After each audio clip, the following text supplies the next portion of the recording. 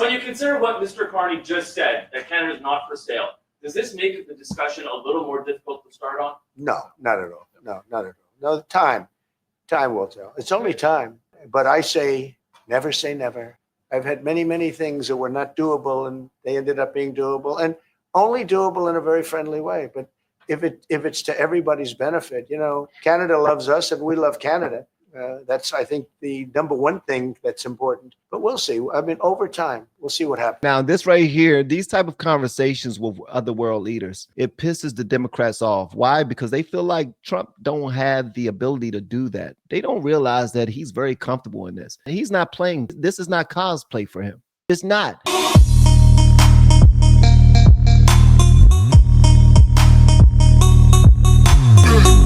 Thank you, Mr. President. I'm on the edge of my seat, actually.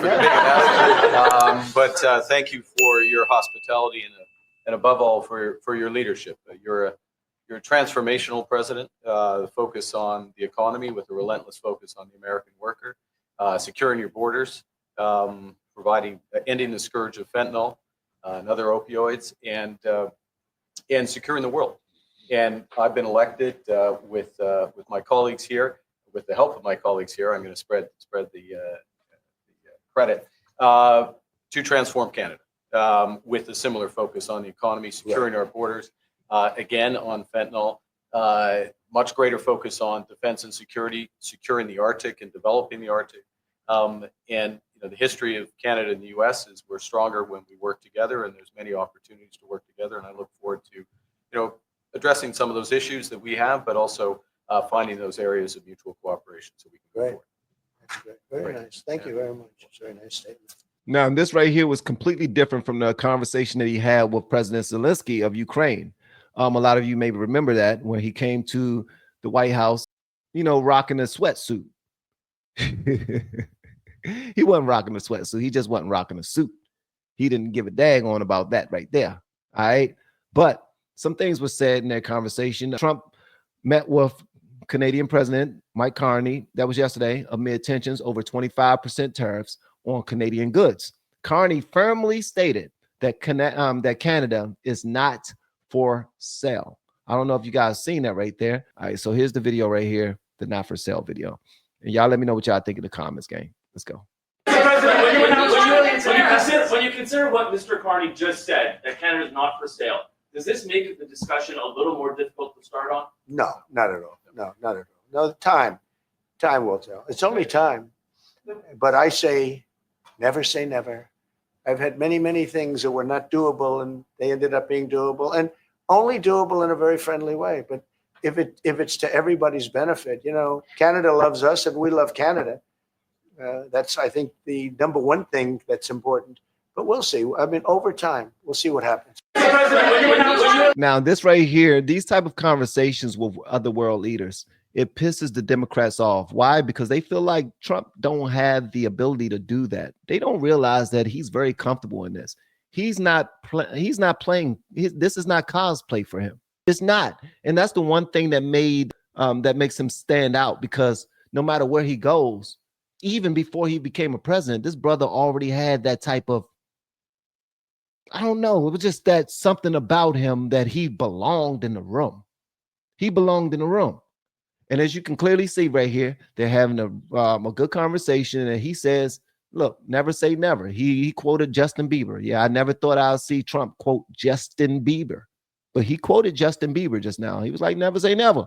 You know what I mean? Because Canada will be in a better position if they was a 51st state. But we're going to let them do what they do. We're going to work with them.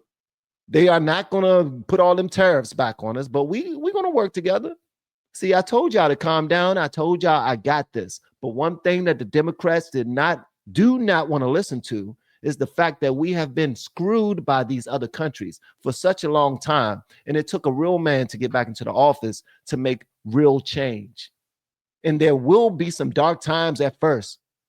Will be some penny pitching at first. We're going to hold our wallets real tight at first. But when you have a businessman who does this, this is what he do. He's made billions of dollars over being able to talk to other powerful people and coming out on top of the business deal. Why would we want somebody like that at the helm of our country? Why would we want that? They just continue to look at him as Orange Man bad. They continue to look at him as being a fascist or a phobic of any small group you want to talk about, any protected or new group that they want to complain about and act like are so ostracized and victimized and oppressed. They want to act like this dude don't care about that. What Trump wants to go down in history as the best president that the United States has ever seen, has ever had. That's what he wants to go down as. All this bickering back and forth and trying to get the last laugh and last word and going after enemies and all of that. You don't care about that. Although a lot of his enemies, I hope that they get the business because they were up to some nasty work and they've been lying to us for a long damn time. A long time. Even with the whole immigration thing, bro, they could have been fixed that. But they were lying to their constituents so that they get more money for themselves, more money for other countries, so forth and so on, get the votes, make Trump look like the bad guy. And it was what? It was at the behest of American citizens. We had to take the brunt of that. We got the short end of the stick from that. So now he's sitting down with world leaders and he let them know, yo, I've already showed myself mighty. What y'all doing? Y'all bringing something to the table or what? We going to work together?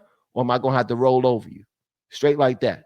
We have been helping people grow online. It has been absolutely amazing. We have helped many content creators get from zero to monetization in under 30 days. We even have a couple of these superstars who did it in 1 or 2 weeks. If you want to learn how to do YouTube, I don't care your age. I don't care what skills or talents you have. Trust me, I can help you do it effortlessly. Just reach out to me with the word coach and we can get it done. One more thing. We have a YouTube course that I just now created. I'm extremely proud of and a lot of people are getting so much from. Purchase that course and work with us. You can join our private Facebook group and our daily group calls, which is 3 to 5 days per week. And you can learn so much more than you've ever learned before. I can't wait to hear from you. Love you. Peace.